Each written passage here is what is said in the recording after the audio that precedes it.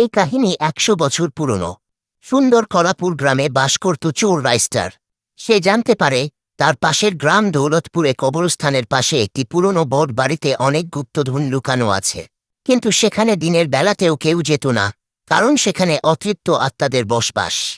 যেই সেখানে যেত তারই লাশ পাওয়া যেত কবরস্থানের পাশে।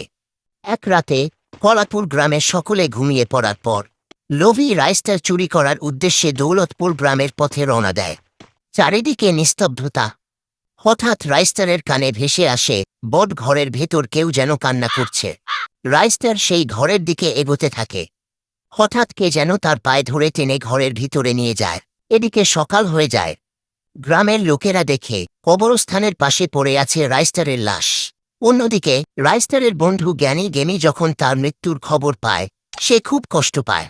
সে জানতে চায় তার বন্ধু কিভাবে মারা গেল, আর তাই সেও রওনা দেয় দৌলতপুর গ্রামের পথে। পার্ট 2